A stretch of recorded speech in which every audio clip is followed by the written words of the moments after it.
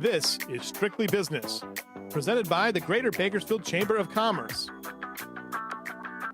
Sponsored in part by the law offices of Young Wooldridge, San Joaquin Community Hospital. And now, here's your host, Cindy Pollard, President and CEO of the Greater Bakersfield Chamber of Commerce. Hello, I'm Chris Hamilton, sitting in for Cindy Pollard. Welcome back to this business roundup. Joining me is Ray Scott of Price Disposal and Sasha Windes, I apologize. Hey, you said it right. Project manager of Kern Green to discuss commercial recycling and green business practices. Ray is an executive board member of Keep California Beautiful and was the co-chair of the Arvin Green Arts Festival in 2009, the first recycled material arts festival in the state of California. He has served as a chairman of the Bakersfield Green Expo since 2010 and has been a board member of Keep Bakersfield Beautiful since 2011. Sasha is an active participant of the Keep Bakersfield Beautiful Education and Recycling subcommittees. In 2010, Sasha wanted to use her wealth of knowledge to help businesses, schools, and organizations green up their operations. Thank you both for joining me. Thanks for having us here. Thank you.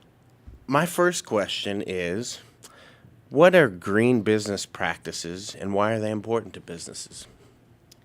Well, there's quite a few different green business practices. There's water efficiency, energy efficiency, sustainable purchasing, solid waste reduction and recycling, green building material and design. So there's so many different avenues that businesses can do to green up their operations. And the reason it's important is that, there's over 7 billion people on this planet, and we only have so much space we can take up. And with the amount of waste and energy that we're using currently, it's, becoming a little impactful, and as populations grow. So we're trying to have people just look at ways that they can reduce their carbon footprint and hopefully improve some of this air quality we have here in the community. Interesting. Are there green business practices that companies can implement right away that aren't extremely costly? And what are their potential impacts? I mean, how significant are the impacts of some of these easy measures to implement? Well, the funny part is that a lot of things that businesses are seeing is that not only are they beneficial for the environment, but they're also beneficial for the pocketbook of the organization. So a lot of energy efficiency measures. I mean, everybody, the first thing that they think is, I need to go solar. Well, our philosophy is you need to earn solar. So become energy efficient first, reduce your energy bills, and then start looking at solar to make up the difference. The same thing with water efficiency. By reducing the amount of products that you're bringing into your company, or by reducing the amount of energy or water that you're utilizing, you're saving money. And Ray, our little recycling expert over here, can kind of tell you how you can save a lot of money with recycling as well. Interesting. So some of these less costly practices also will help improve your bottom line. Right, yeah, just even by setting up your computers in your office to go into sleep modes and energy efficiency mode. I mean, small things like that, getting everybody on board can really save your organization money, which, we all want to increase our profit margins, right? Absolutely. Let me ask a question that I'm sure many business owners are curious about. What type of effort or resources does it take to kind of maintain and sustain these green practices? Really, that boils down to employee habits. And so if your employees buy it, you explain it, educate them on how they can, help the company as far as saving money, doing the right thing, that's where it starts. I see. What innovative approaches to greening your businesses have you seen? There's been a lot of different things. Air Energy, a local company here, actually became a zero waste facility. We actually, since then, IKEA and FedEx are two others that have done that. So businesses looking at the amount of waste that come into their facility and find out how to either reduce, reuse, or recycle it. And, doing that not only makes a huge impact on reducing the amount of things going into our landfill, but the employees take a lot of pride in it. And as he was saying, employee habits and employee buy-in are two key factors. To know that you work at a facility that does not, bring a lot of waste to the community is a great thing to have. Absolutely. Let me switch gears a bit. Ray, what is commercial recycling and why do you think it's so important? Well, in the state of California, there's a AB 341 which is a mandated commercial recycling. And so Cal Recycle, who's our authority in the state of California with waste reduction and recycling, is looking at each jurisdiction, as in Kern County, as in the city of Bakersfield, city of Arbon, and to make sure that they're doing as many programs as possible to get us to the state goal of 75% diversion by 2020. That's one of the main emphases. But two, once again, we're going back to bottom line. Here you can contact either the county or the city of Bakersfield if you're a commercial entity.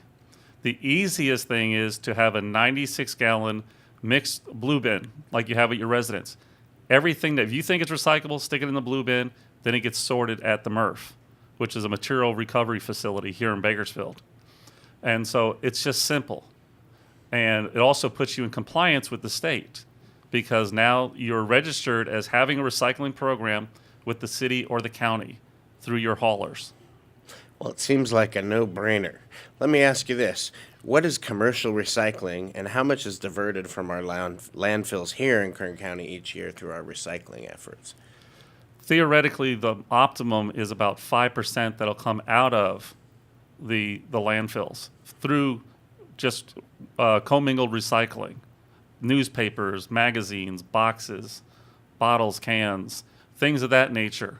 But one of the great things for the businesses, one, there's no gate fee to recycling.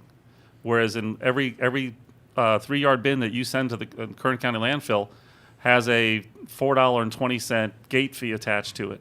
Whereas in recycling, there's not. And normally it's a reduced service fee. I see. How can a company begin a recycling program? Is it a costly proposition?